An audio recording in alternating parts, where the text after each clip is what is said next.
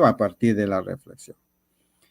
Entonces, enseñar desde la autonomía implica saber desarrollar en el niño la capacidad para identificar relaciones lógicas que estamos hablando, de causa y de consecuencia.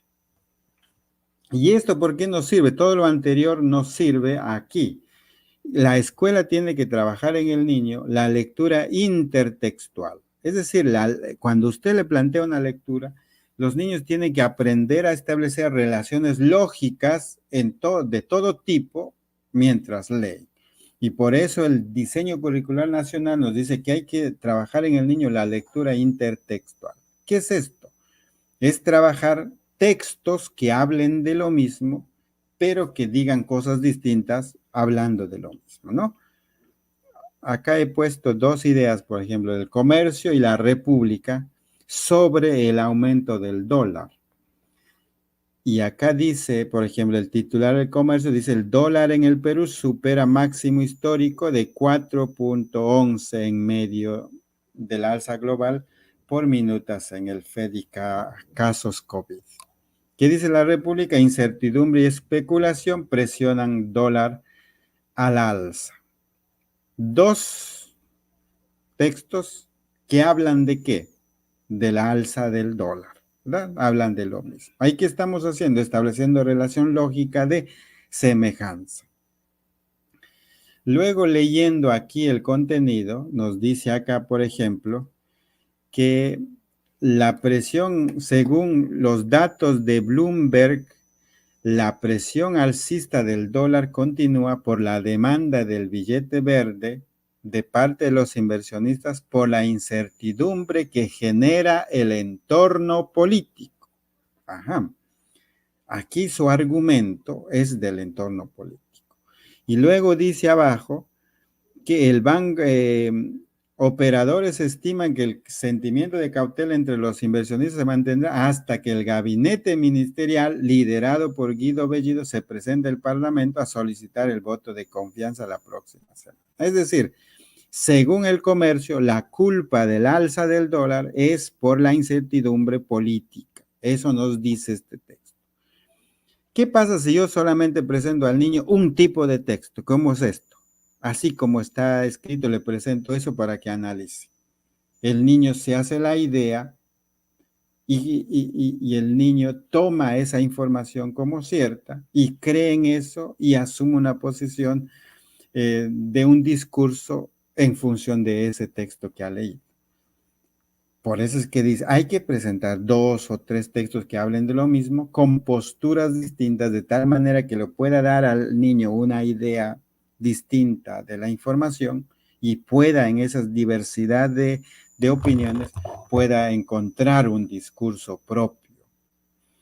Y aquí miren cómo la República dice que según Kurt Burneo, la subida del tipo de cambio se debe a la especulación de que el dólar seguirá subiendo, impulsado por la ciudadanía para que compre dólares. Es decir, también responde a algunos malos medios de comunicación y pseudo periodistas que siguen alentando la subida del cambio, avisorando o señalando, por ejemplo, que el tipo de cambio va a ser mucho más alto. Así que mejor compren ahora. Eso es lo que le venden los medios a la gente. Entonces compra dólar, por eso es que sube el precio del dólar.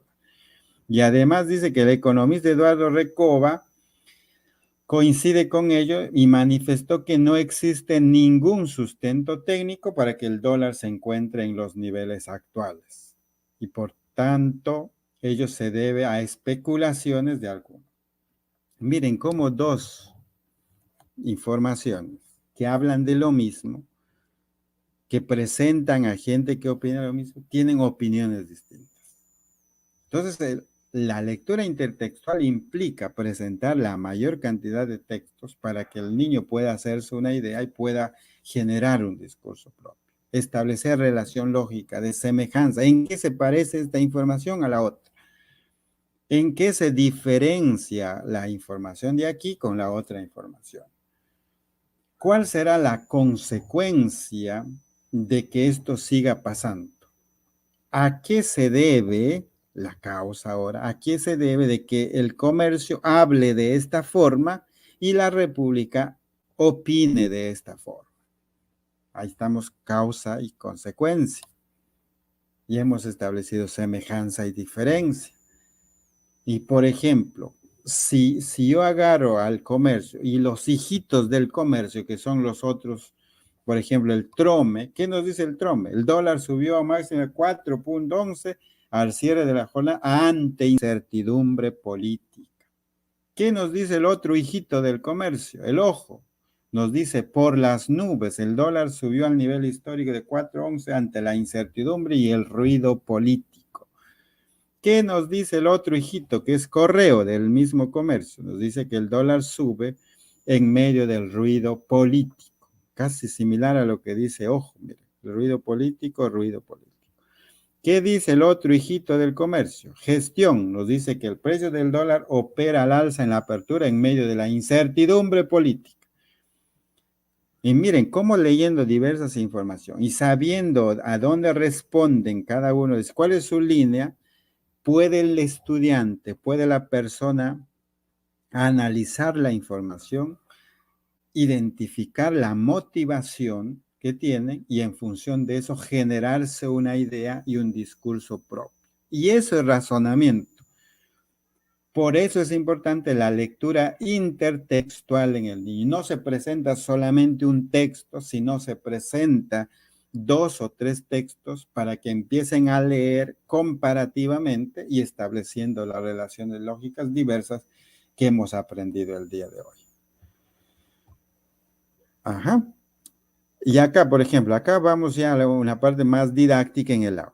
Por ejemplo, acá Mario Benedetti nos dice que nos narra un cuento del hombre que aprendió a ladrar. En cambio, aquí otro autor nos hace cómo enseñar a mi perro a ladrar cuando yo quiera que ladre. Por aquí hay un texto narrativo y por aquí un texto instructivo que nos da pasos de cómo enseñar a ladrar a nuestro perro.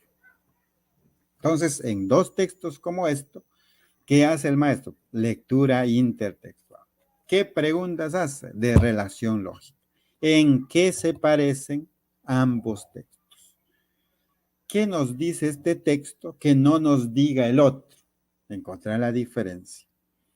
¿Por qué aquí Mario Benedetti dice que se aprendió a ladrar de esta forma y por qué acá menciona que se hace de esta forma? ¿Cuál es el propósito que tiene Mario Benedetti y cuál es el propósito que tiene este otro autor al presentar este texto? Es decir, preguntas que nos permitan establecer esa relación lógica, y eso es la lectura intertextual. Ahora ya nadie lee en la escuela un solo tipo, un cuentito. Ah, miren qué lindo este cuentito, van a leer hoy. Ya no, porque no le permite al niño practicar esta lectura intertextual, que es la esencia de la educación actual, ¿no? ¿Por qué? Porque vas a entrar al Facebook y ves muchos hablando de lo mismo, hablando del mismo tema, pero con posiciones distintas. En esa diversidad el niño tiene que aprender a tener un discurso propio. Las redes sociales se mueven así, con opiniones de gente de acuerdo a sus intereses, y uno tiene que analizar esa información múltiple, y por eso es que hay que enseñar a nuestros niños a hacer una lectura intertextual desde el aula. Si no lo enseñamos, van a ser presas de ser como las computadoras, que le programa. ¿Quién programa? El que tiene el poder. Y van a ver un solo tipo de prensa, un solo tipo de canal, y este le va a programar la mente del niño para que piense de tal y cual forma, y el niño va a salir repitiendo eso que dijo la persona, creyendo que es su propio discurso. Entonces ahí no está razonando. No está pensando, simplemente está repitiendo. Y si repite, no es autónomo, es heterónomo. Y acá queremos maestros que desarrollen la autonomía. Y eso hace el maestro ideal, el maestro que se va a nombrar. Porque algunos dan exámenes todos los años y no se nombran, porque no identifican qué es lo que debería hacer el maestro ideal cuando enseñen el aula. Y en cada caso que le plantean, identificar la alternativa a esto es lo que haría el maestro ideal. No lo identifican al maestro ideal porque no conectan cuál es la importancia del maestro hoy en día en la sociedad, que es justamente el desarrollo de la autonomía. Y todo esto que hemos visto acá, ¿no? Entonces, acá estamos resumiendo. El maestro ideal promueve el razonamiento. ¿Cómo? Haciendo que resuelvan problemas novedosos, permitiendo que los niños establezcan relaciones lógicas de semejanza y diferencia, de causa, efecto, sinónimo, antónimo. El maestro ideal promueve el razonamiento, ¿cómo? Haciendo que el niño identifique el significado de las palabras. También usted tiene que dejar una actividad para que el niño identifique el significado de las palabras. Y hay dos formas. Cuando leen hay dos situaciones.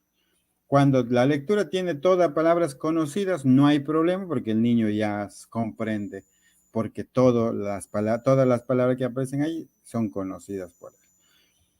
Y también puede haber que se encuentre con palabras desconocidas. Y si hay palabras desconocidas, ¿qué tiene que hacer la persona? El maestro tiene que ayudar al niño a identificar el significado según el contexto en el que se está dando.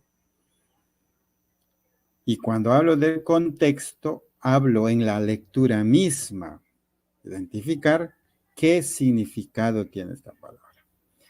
Mi directora Rosita Arizaga nos ponía siempre este ejemplo.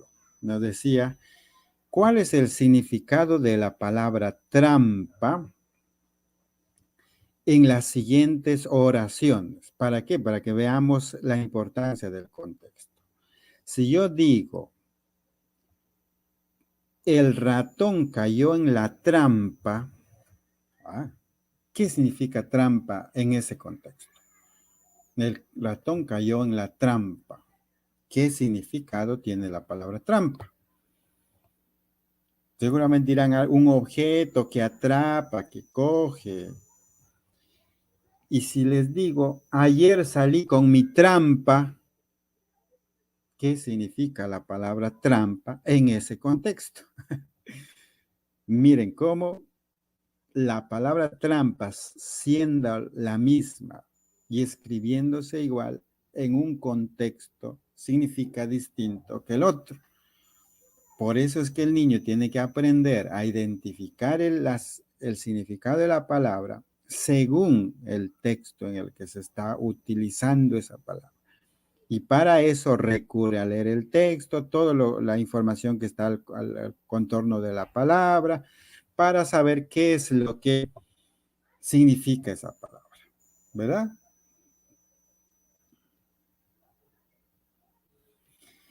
Ya.